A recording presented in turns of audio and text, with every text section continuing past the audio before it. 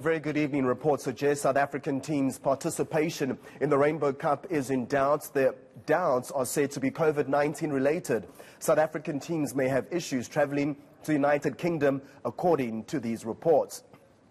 We're happy to have South African Rugby President Mark Alexander joining us to talk about this matter. Very good evening, Mr. Alexander. Thanks for joining us. First question, will South African teams still be taking part in the Rainbow Cup?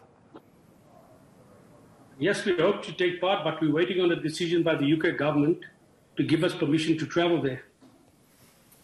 If one has read the article that the High Commissioner Nigel Cass put out a few days ago, said the travel ban against South Africa is still in place until more hard data of the vaccine availability is published. So they're waiting on that as well. So we're hoping to get permission to participate, because if we don't participate, this has a major impact on our organization and our sustainability going forward. Absolutely, Mr. Alexander. What about the bio bubble that was put in place ahead of the Rainbow Cup? Surely that would be something of a safety measure, and allowing South African teams, of course, their permits to travel to the United Kingdom. Look, there's a number of proposals on the table with the government, and we're just waiting to hear which one of those they will approve for us to travel and participate in the UK. All right, well, there are reports that COVID-19 will prevent local teams from entering the UK in particular, as you've mentioned. Have the authorities been in contact, though, with South African rugby, and what are the conversations sounding like?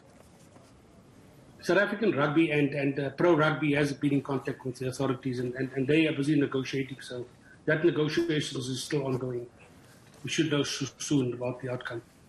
All right, I mean, as an avid rugby fan, I'd like to think that the likes of the Springbok kickoff and, of course, the Springbok showdown that took place was not enough to get our South African players ready for some international competition. So that's the next big question. How ready are we to compete with the world's best? Because most of their local and domestic competitions have been up and running, and a few games in between the likes of Australia, New Zealand, England, Scotland, Wales has already taken place. I think, our coaching staff has put in all the necessary plans and preparation with the players locally and abroad, because we have two coaches out in the UK working with the players there, and we had some alignment camps in South Africa. But, we don't have international competitions playing as a team, and that is a concern. But, well, we're in the middle of a pandemic, so, we have to do what we can. I just hope that the British and Irish Lions tour won't be called off, because the UK government is already mentioning that the Rainbow Cup can't go ahead. I'd like to also think that the Rainbow Cup was as a preparation to the British, Irish and Lions tour. So what's the possible solution, Mr. Alexander? I think the possible solution is if we put the necessary controls in place for the British and Irish Lions tour, like we're doing for the Rainbow Cup, like other competitions around the world. They have similar challenges to what we have. We can put in the necessary safety plans for the spectators to travel, as well as the teams to travel and play in a bubble in South Africa. All right, that was Mark Alexander from South African Rugby Union, just giving us an update on the Rainbow Cup that is obviously in jeopardy, and whether or not we'll be able to send some of the big four South African franchises all the way to the land of the Queen. All right.